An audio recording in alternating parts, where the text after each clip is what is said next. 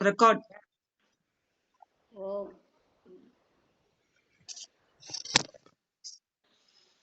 ஜெய ஓம்.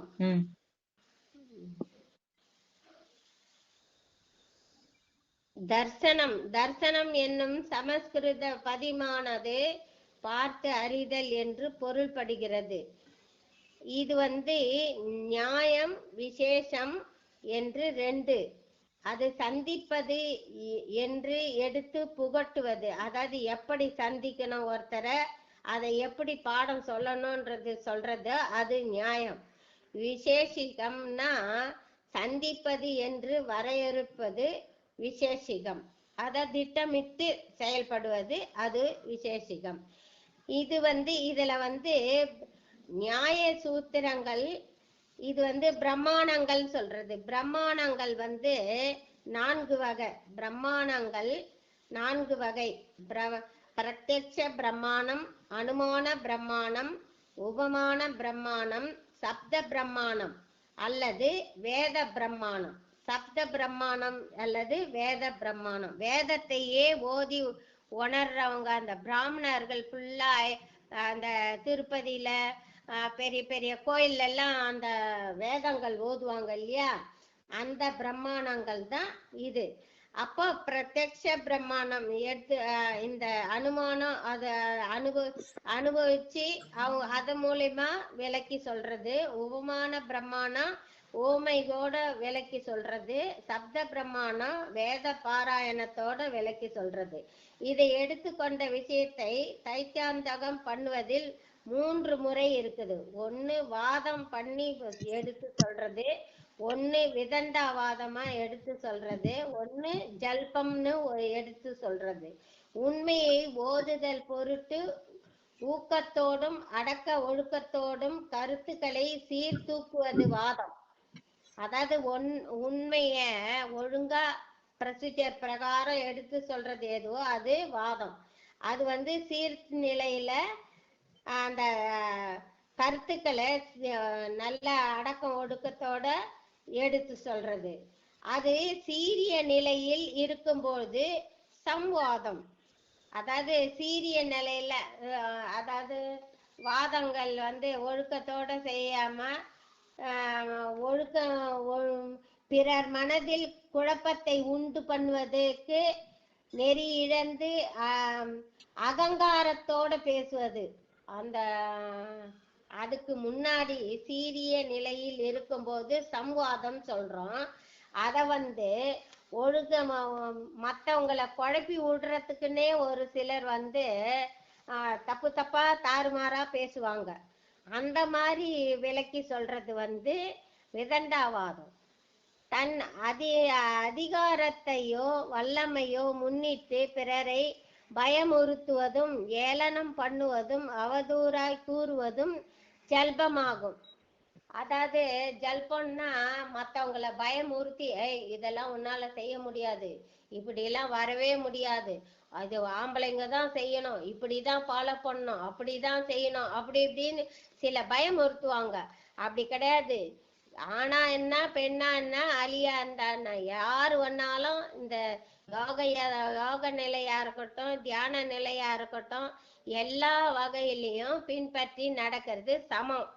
அந்த சமநிலையில இது பண்றது தான் அந்த வாதம் சால சிறந்தது அப்படின்றது. இதுக்கு இப்ப நம்ம ஏற்கனவே பூதம் பஞ்சபூதம் ஞானேந்திரியம் கர்மேந்திரியம் அந்த கரணை எல்லாமே அடக்கி பார்த்தாச்சு. யோகம் அஷ்டாங்க யோகம். அது அஷ்டாங்க யோகம்னா என்னன்னு கேட்டா இமயம் நியமம் ஆசனம் பிராணாயாமம் பிரத்யாகாரம் தாரணை தியானம் சமாதி. இந்த 8 நிலைகளை அஷ்டம்னா 8 அந்த அஷ்டாங்க யோகம். இந்த 8 நிலையில யோக நிலையில பயிற்சி எடுக்கிறவங்க யோகிகளா மாறலாம். இமயம் அது ஃபார் டெஃபினிஷன் இமயம் மீன்ஸ் என்னன்னு கேட்டா இமயம் என்றால் ஐம்பொறிகளை அதாவது கண்ணு மூக்கு வாயு காது அந்த செவி இந்த எல்லா ஐம்பொறிகளும் என்ன செய்யணும், சிறிதும் செல்லாத மற்ற சிறுநெறி செல்லாது தடுக்க வேண்டும். அதாவது கண்டதே உடனே அப்படி சலனம் வரும்.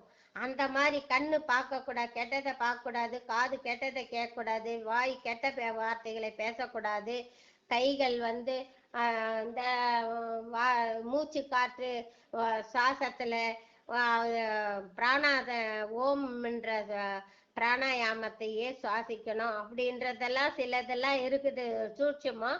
அதை வந்து சூட்சும நெறியோட இல்லாம அகிம்சை, கொல்லாமை, சத்தியம், பொய் பொய் பேசாது, இந்த மாதிரி எல்லாம் பிரம்மச்சரியோட நேமத்தோட அதை வந்து தூய நிலையில் நேமத்தோட உபாயம் செஞ்சு செயல்படுகிற யோகிக்கு பேரு தான் யமம்னு சொல்றோம். யமம். நியமம்னா சந்தோஷமும் சாந்தமும் இனிமையும் தெரிந்த மனநிலை. இந்த 8 அஷ்டாங்க யோகத்தை நம்ம தினசரி வாழ்க்கையில கடைபிடிச்சு வந்தாவே நமக்கு ஞானம் ஆட்டோமேட்டிக்கா கிடைச்சிடும். நியமம் சந்தோஷம் அல்லது சாந்தம் இனிமையும் தெரிந்த மனநிலை. சௌசம் அல்லது திரிகரண சுத்தி. இந்த மாதிரி இந்த சுவாத்தியாயம் அல்லது பக்தி, சிரத்தையோடு சாஸ்திர ஆராய்ச்சி பண்ணுதல். ஆர்வஜம் அல்லது நேர்மை. ஆத்ம சமர்ப்பணம் அல்லது சுயநலத்தை பொதுநலமாக்குதல். இவை மனதை மாண்புடையதாக நமக்கு நாமே அதை செயல்படுத்திக்கணும். அதுக்கு பேர் தான் நியமம். இப்ப பிராணாயாமம்னா எதுன்னு கேட்டா, தேகத்தையும் தீர்ப்பமும் துப்புரவும் வாய்க்க பெற்றதாக திருத்தி அமைப்பதற்கு 2 சாதனம் நன்கு பயன்படுத்தணும். 2 சரீர சீரிய நிலையில் வைத்திருப்பது யோகாபியாசம் முற்றிலும் தேவை. அதாவது ஆசனம் 1, பிராணாயாமம் 3 ஆசனம், பிராணாயாமம் 4 பிராணாயாமம். தேகத்தையும் தீர்ப்பமும் துப்புரவும் வாய்க்க பெற்றதாக திருத்தி அமைப்பதற்கு 2 சாதனங்கள் நன்கு பயன்படுத்தணும். அது ஆசனம். அதை நல்ல சுத்தமான காற்று சுத்தமா பண்ணி அங்க உக்காந்து தியானம் பண்றது.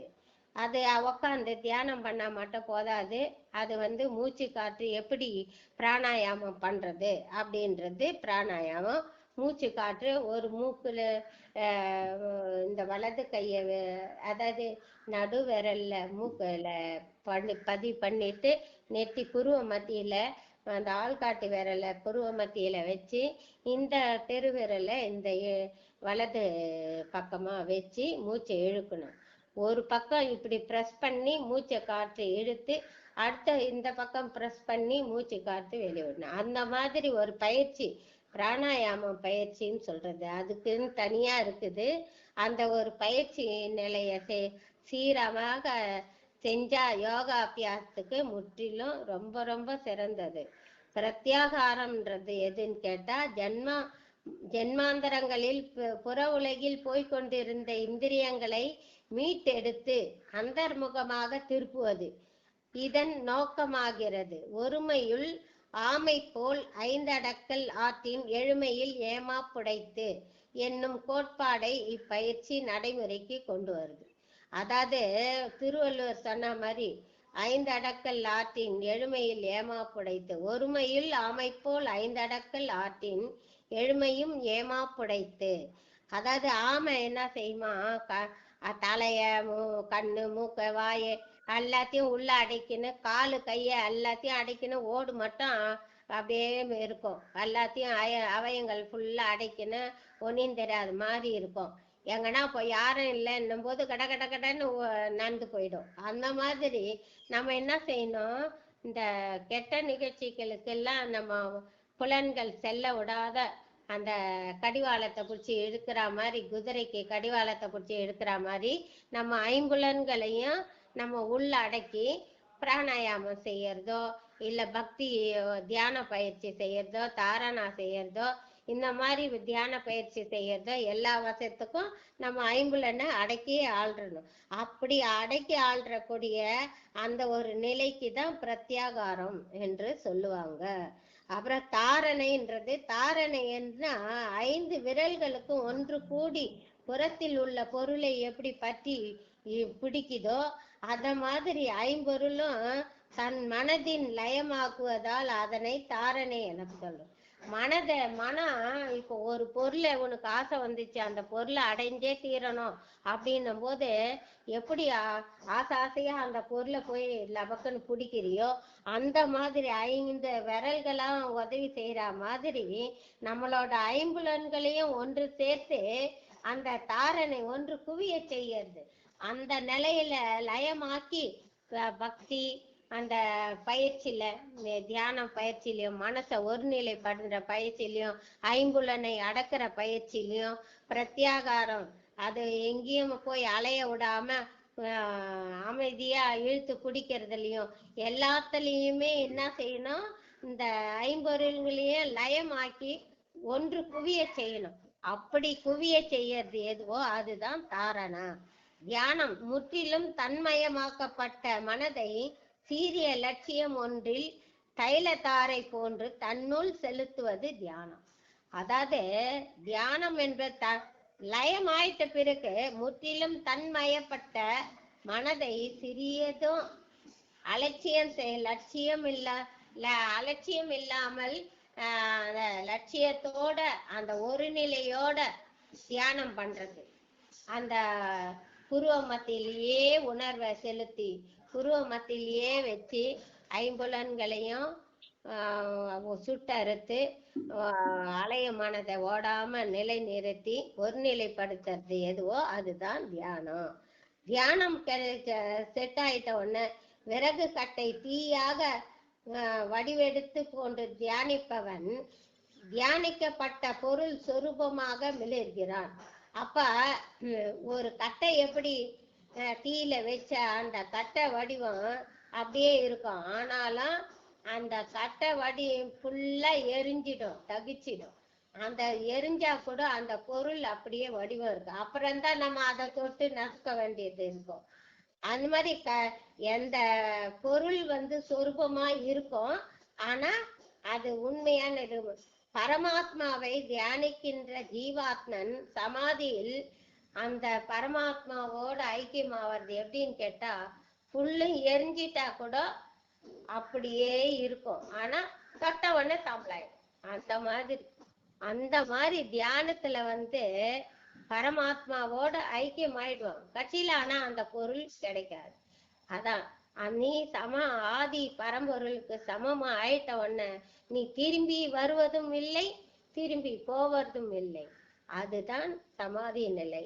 அந்த பரம்பொருள் தான் சமாதி நிலை.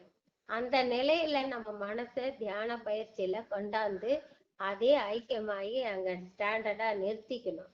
போன்னா போகணும், வான்னா வரணும். அந்த தியானம் செட் ஆகிறது அந்த ஒரு சிட்டிக்கு தட்ட ஒரு செகண்ட்லயே தியானம் செட் ஆகணும்.